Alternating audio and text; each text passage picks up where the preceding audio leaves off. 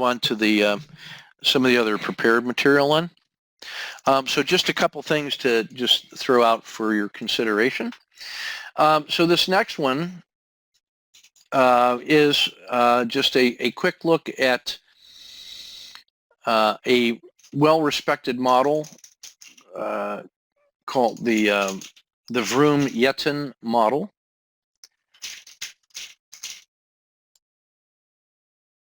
And let me expand it so you can see it a little bit. So these are all available in the files section over there. So the Vroom Yetton model of decision making comes from these two guys, Vroom and Yetton, from '73. Their book is Leadership and Decision Making. It's a model of how to decide your method of making a given decision, whether that's a transactional decision or how to decide on a strategy or a course of action or whatever it may be. And it's anchored into the theory of situational leadership and contingency theory. Fiedler, Hersey, and Blanchard are authors in that area. And those basically assume that no one style is always best. This particular model does a nice job of giving you an organized framework for trade-off analyses and making decisions about when to transform or how to do it, and it is broadly useful to a wide variety of different businesses and situations.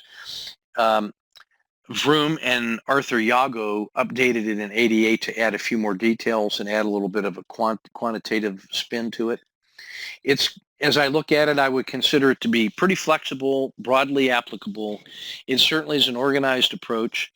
It doesn't really consider some of the more modern factors like personal issues, emotional intelligence, leadership characteristics, and style. It's not clear that the questions can easily be answered yes or no all the time. It does matter how stable and accurate the information is that you're using to answer the questions that it asks. It doesn't really account for a leader's reputation or the track record of the organization or leader for making decisions, their culture of decision making, and then what organizational values they espouse, because those would have certain impacts on whether or not the way the model is applied correctly or not. It's not clear who should be the person to answer all those questions. It certainly has not been validated or tested, pseudo-scientifically or even experimentally to determine if it actually produces sound strategies, although it does have a certain heuristic appeal. It's really a rational model of decision making, and you could compare that in style to intuitive or heuristic-based models like Gary Klein's recognition prime decision making. And Herb Simon, Nobel Prize winner, has written extensively on bounded rationality and satisficing. Those are also ways to start doing approximate answers and incremental answers to making decisions, whereas this rational model, this Vroom Yetton model, really expects that you can frame the entire thing, go all the way through it, and then make one best decision. Here's some more, some APA background material on that. If you're interested in that kind of follow-up. This slide is also available over in the files section as well. So let's take just a quick look at the model so you get a sense of how it works. It's I think pretty straightforward. So it identifies 5 different styles of decision making, and it's going to ask these 7 questions, and you follow this decision tree through the model, and then that's going to lead you to prefer one of these 5 styles. And so he described 2 of them are autocratic, meaning that the leader is going to make that arbitrary decision, arbitrary in a good sense. In autocratic 1 or A1, the leader is just going to use his own available walking around knowledge or whatever he's able to come up with independently to make a decision without consultation, and then just simply communicate that decision clearly to the people. A2 is autocratic, but the difference is in this case the leader does make an effort to gather information either internally and or externally, and then with individuals, who don't know why they're being solicited for information. They don't know the context or the decision or the implications. They just know that they're providing information. The leader doesn't divulge that, and then he gets that extra sample of information and then makes a decision. So still autocratic, number 2. Consultative 1 and 2, now we're actually going to incorporate individuals or groups into the decision making. So in consultative 1, the leader actively consults with individuals as individuals who then understand something about the context, and then he gathers their opinions about the problem, solution, the decisions to be made, or courses of action. But then the leader still decides based on that, the sum total of those one-on-one individual consults. That's C1. C2 means he now is still going to solicit opinions, but he does it inside a group setting. And he sets the context and conditions, and then we have group dynamics and discussions, dialogue, discourse, some number of rounds of that perhaps. But then in the end, the leader still makes the decision, but he's been able to hear that whole group dynamic.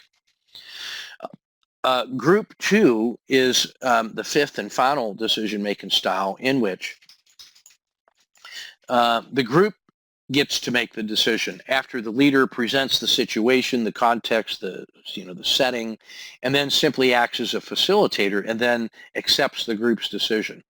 Now, one of the areas of disagreement or dissatisfaction with this model is that the entire world of political science, the whole discipline, really talks about all the different combinations in which group 2 as a style could be conducted. Does it have to be unanimous? Is it secret ballot? Is it public ballot? Is there retribution in that culture? Does it favor, is it simply consensus, or is it the majority wins, or can a plurality win? Is it a parliamentary system, or is it a democratic republic, or a republic, or all of those things go into how we decide. Does there have to be a decision? Is there runoff decisions? All of those things go into different combinations of solutions under group 2. So it's in any kind of complex situation, some of those variables have to be answered. You can see how this could really become much more complicated. But nevertheless, it does give you an idea on how to get to the right general area for the style. It considers 3 factors: the quality of the decision, or the importance of the decision, I would say, is a better way to frame it if I was writing this. The level of commitment of the team to the leader, and then the amount of time that's available. And in general, they would say this model suggests that consultation or group decision-making is good if you, the leader, need that information in order to really have a deeper understanding. If the problem is harder to define, you probably need those multiple perspectives to really help find the problem and then frame it before you solve it. If the members of the team and their buy-in is really important, it leans you towards the consultation or the group. And then if time is available to do it, then why not do it? There are some positive, deep benefits you gain by doing that model rather than autocratic.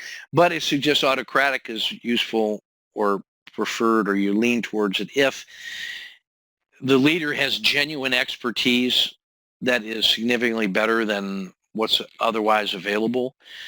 If we have reasons to have confidence in the choices he's likely to make, if the team is more willing to accept his decision rather than less, so that may be a cultural or reputation related, and if time is short, all of those things would lead you in this model to favor the autocratic style rather than the consultative style. Right? So, well, let's go through it. So you would drive through this model now. The first thing you say, what's the quality or the importance of the decision? It's really, hey, if we get it wrong, how bad is it? If you say way over on the right-hand side, it's not really that important of a decision. It kind of moves you to this right-hand tree, And then you go to the second question and said, now, I know it's not an important decision, but is it important that the team is committed to the decision for it to be implemented correctly? So you can imagine how the team actually doesn't care. And so if it's not important and the team doesn't care, then you might as well go ahead to A1 and just be autocratic and at least be efficient. If it's not worth doing, don't try to do it well. So you get very expeditious or do routine things routinely, or it's my decision to make and I'm qualified to make it and they're going to support me and they don't give much of a crap anyway. So you end up at A1. But if it's not that important a decision, but it turns out that the team commitment to the decision is important, then you take this next path. And then you can skip all the way down to the fifth question and say, now, if we said that the team commitment to the decision is important and the team is likely to support you, then you can go ahead and be autocratic because there's no harm.